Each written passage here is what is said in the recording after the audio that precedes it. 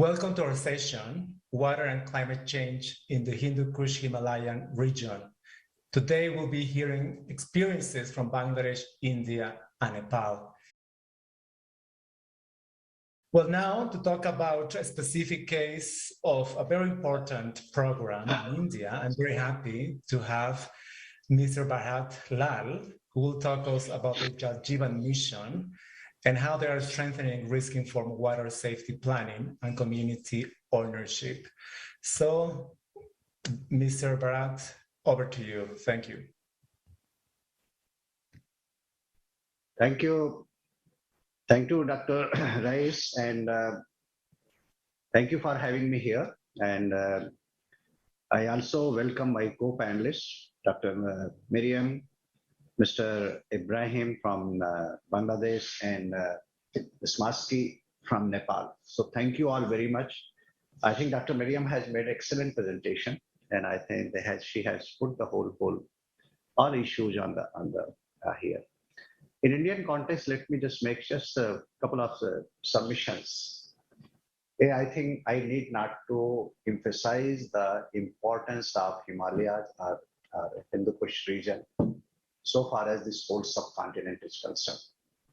As you know, whole country or this subcontinent receives its rainfall because of this Himalayas. Most of the river system basically they originate from there. So any kind of impact, and this is probably all those people who are connected here, they know the impact of climate change. So any kind of variation in rainfall, precipitation, or let's say melting of snow, it has huge impact on the plains. More importantly, I think we have observed that in the upper reaches also, in many places we are feeling the scarcity of water. In Indian side, if you see that, I think we have got 7 states basically which are in this region, and in every state you will find some villages where there is a stress on water sources. In this context, to improve the quality of life and enhance the ease of living of people, our Prime Minister launched Jal Jeevan Mission. And I'll take a couple of minutes to explain that under this mission, the idea is that every household should have clean tap water supply, and that too assured quantity, prescribed quality with adequate pressure on regular basis and long term. So long term sustainability, long term water security is very paramount. And when we see this region, I don't see only Hindu Kush region that people who are living there, but I also see its impact on the whole North India, North and Eastern India we are seeing, and Western India also basically.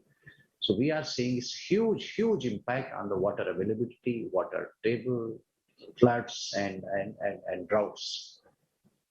Now in this context, Jal Jeevan Mission has been launched.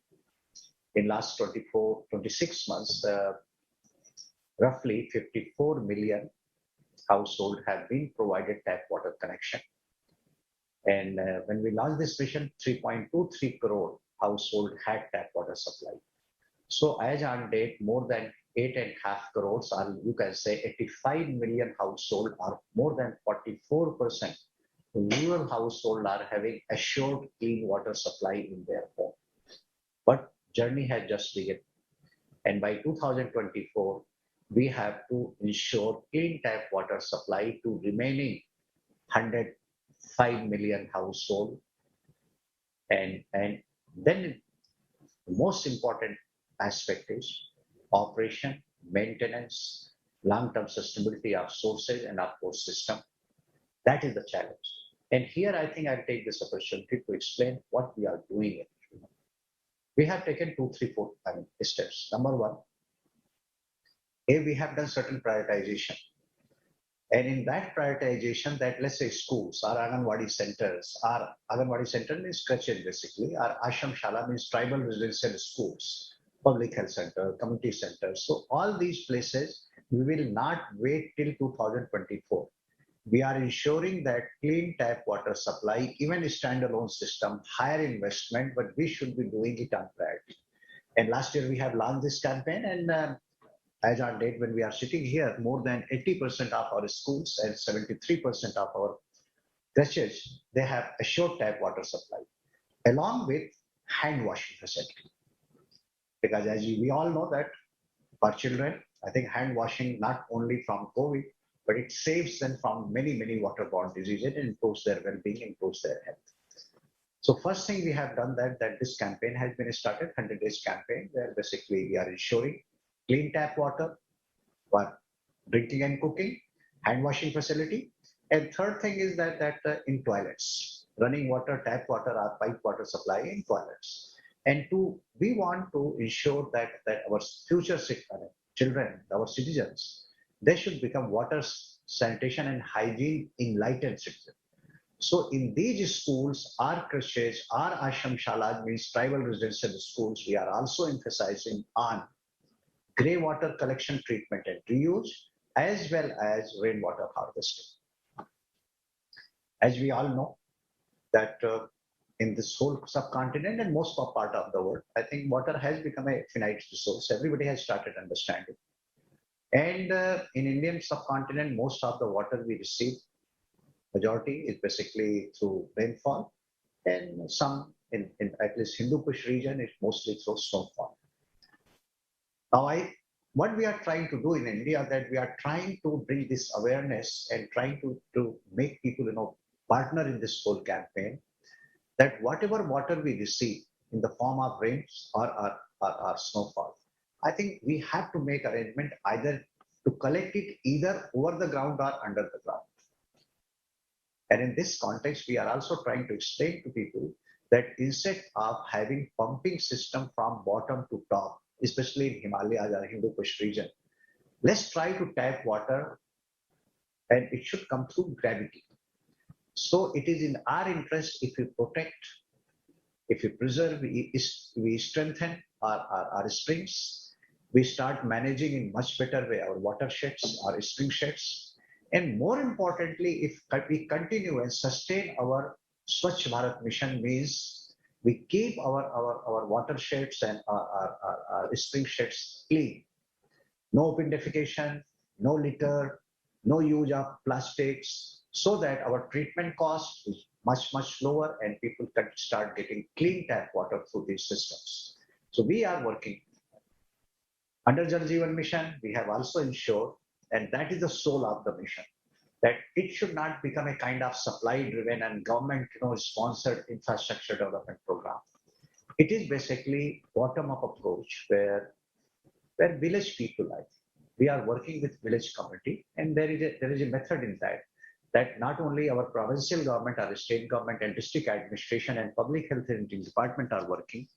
We have partnered with certain NGOs, which are known as implementation support agency at the ground level, and they have to handhold the village community. In each village action plan is prepared, which basically essentially is having 4 components. That is A, water resource management, which includes drinking water source augmentation and strengthening. Second is water supply infrastructure. Third, very critical element is that grey water collection, treatment and reuse. And fourthly, operation and maintenance, long-term operation and maintenance. So you can see that 2 elements, source sustainability, and second is sustainability of the system in terms of operation and maintenance. We are trying to ensure that part. Second, it is a bottom-up approach where basically we are putting everything at the village level. The village action plan is prepared. Per village action plan, funding is ensured, and roughly 13,000 NGOs are involved in helping hand-holding village community to prepare these village action plan. We are also working to have in every village adequate skilled human resources like masons, like plumber, like electrician, like pump operator, motor mechanic, fitter, all those kind of people. We are also training, skilling them and providing them water quality testing kits for carrying out water quality tests, as well as uploading the data, identifying the reason why this contamination has taken place, and preparing community as well as state government officials to take remedial action. So in every village, this kind of 5 women, especially who are health workers, are teachers, they are being prepared. So you can visualize a scenario where we are trying to develop 30 to 40 people in every village who are basically much more enlightened on subjects like water management, water supply, grey water, sanitation, hygiene, and operation and maintenance. And thus our approach is that we should develop this water, sanitation, and hygiene enlightened villages. And that is the sure shot of achieving water security. To supplement their effort, there is a convergence of funds as well as various schemes, various endeavor. We are converging them at the village level because there are many programs in Government of India where basically funds are being provided, and a lot of money has been given to village people so that they can. Well, if you allow me to say that we have made a provision of Indian rupees 3,60,000 crore rupees or 51 billion US dollar to be spent on water supply in 5 years, plus 22 billion US dollar, 22 billion US dollar for operation and maintenance. What we have done that this village level institution in India, which is like rural local bodies or Gram Panchayat, every Gram Panchayat is given money every year in the range of 10 to 12 lakh rupees or $22 billion in 3-5 years for operation, maintenance, management of water supply and improved sanitation. Idea is that we should work through villages, and what Gandhiji has imagined, that village Swaraj, or basically village itself become a kind of republic where they are able to manage their resources, they are able to take care of all these basic services to improve the quality of life. And our focus is strengthening, empowering, and helping village community to take over these responsibility for which funds and power are functions, as well as functionaries, manpower, human resources are also being provided so that they are able to discharge their duty. In Hindu Kush region, our northern India, all these 7 states, I think today what we are trying to do is that we should ensure under Jal Jeevan Mission clean tap water supply, even in sub-zero temperature. If you must have seen, many of you, that a couple of days, today, in fact, news came and a lot of, photographs and video are circulating that in Leh and Ladakh, at the height of 13 to 14,000 feet, present temperature is minus 13 or minus 14 degrees centigrade. People are getting clean tap water in those villages. That is the approach we have followed. I think I'll stop here, and I thank you all for giving me this time to share some of these ideas which we are working. And we would like to share whatever our experience is for the benefit of the larger, these countries and the people and the institutions. In this whole endeavor, UNICEF India office has been a great supporter, great help. In fact, this 100 days campaign, they are our partner, and their regional offices, state offices, they are fully involved and helping in achieving this goal so that we are able to improve the quality of life and ease of living, especially women and children, especially girl child. And I'm thankful to UNICEF for this task, and they are working with us. So thank you very much, and wish you all very best. Thank you.